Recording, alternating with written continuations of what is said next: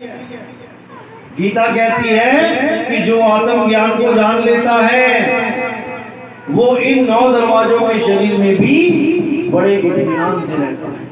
उसको पता होता है कि जैसे ही मेरी मृत्यु आएगी अभी रुक जाओ, मैंने क्या करना है, मैंने इस शरीर में से निकलना है उस दरवाजे से जहां से मैं आया था।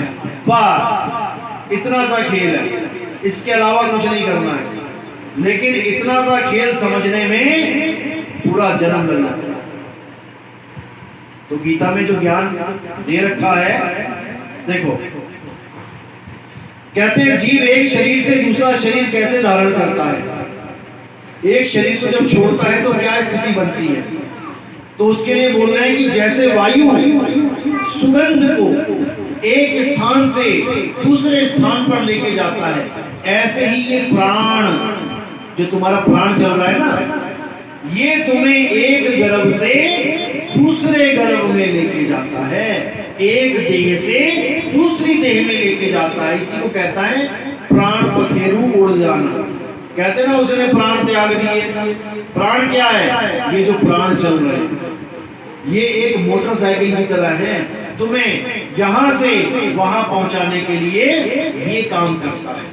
इसको श्वासा कह देते हैं, इसी को प्राण योग कह देते हैं। प्राण योगी, इन्हीं प्राणों की वजह से लोग ट्रैवल करते हैं 3 लोक में। तो साहिब ने कहा जो श्वासा संग करे पयाना, 5 तत्व में जाए समाना।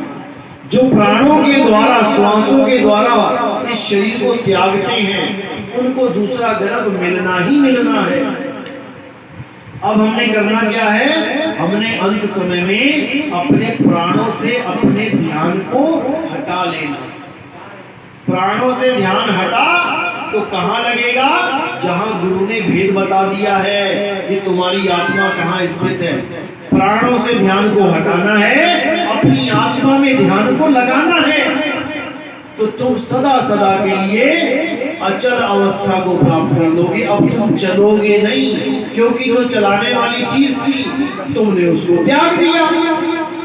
अब क्या कह रहे हैं? मूर्ख ना तो समझ पाते हैं कि जीव किस प्रकार अपना शरीर त्याग सकता है।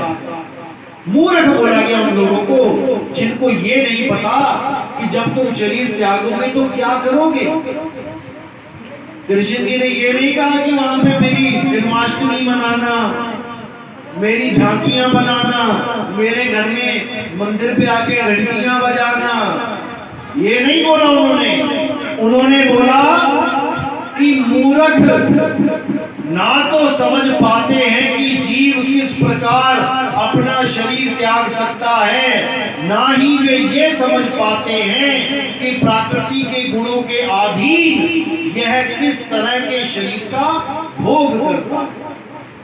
अब बताओ कौन से पंडित जी कौन से मंदिर में ये तुम्हें बता रहे हैं कि बेटा जब तुम्हारी मौत आएगी तो क्या करना है। मिला दो मुझे उस पंडित जी से, मिला दो मुझे उस भागवत कथा करने वालों से जो ये बता रहा है कि जब तुम्हारी मृत्यु आएगी तो कौन से दरवाजे में से निकल के क्या बनोगे।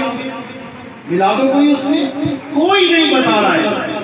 सब कृष्ण जी के नाम पे धंधा बना के बैठे हैं, मूर्ति लगा दी है, आओ कृष्ण जी की कथा सुनाए तुम्हें, और जाते जाते 100, 50, 200, 500 दे के चले जाओ। किसको? शरीर को।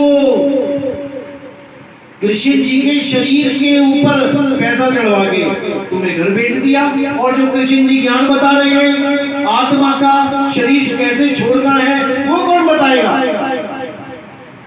यही मूल ज्ञान है। अगर इसको नहीं समझा तो 184 में चले जाओगे। तो कह रहे हैं कि लेकिन जिनकी आंखें ज्ञान से प्रशिक्षित होती हैं वह यह सब देख सकता है, कैसे शरीर को छोड़ना है। मेरी माँ ने शरीर को छोड़ा तो कौन से दरवाजे से गई, ये सब ज्ञानी देख रहा है। कैसे देख रहा है? कबीर साहब कहते हैं गुदा द्वारा प्राण निकले नरक खानी जाए, तुरंत देह गोजवा की पाई नरक में ठहराए।